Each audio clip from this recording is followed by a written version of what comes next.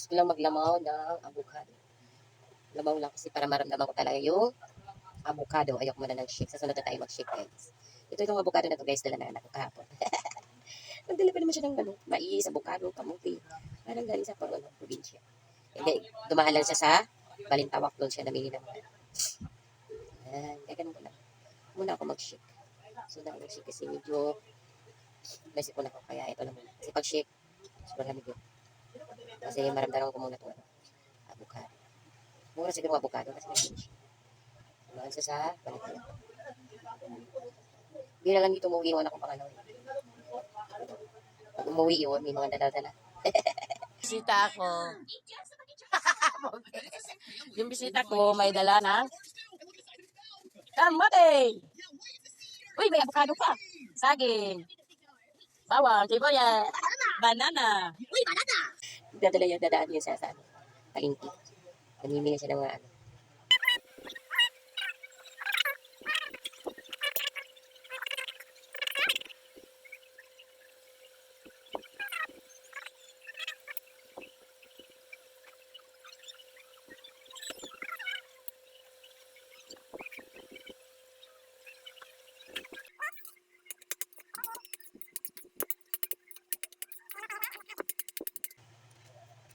Kahit anong gatas, pwede. Dalawa, para yummy.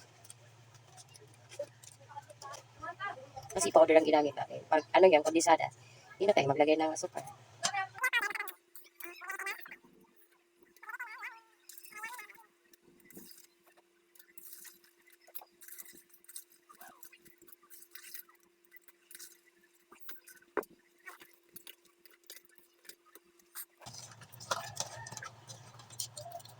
Yummy na ang ating labaw na avocado.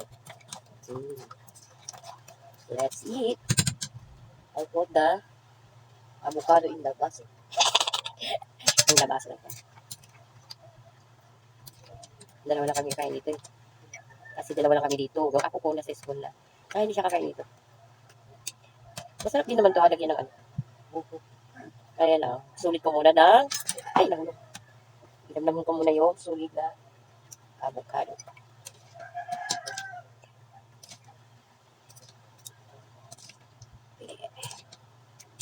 Let's eat sa ating avocado. Ng ating lamaw na avocado. Kain tayo, guys. Kain na sa ating avocado lamaw.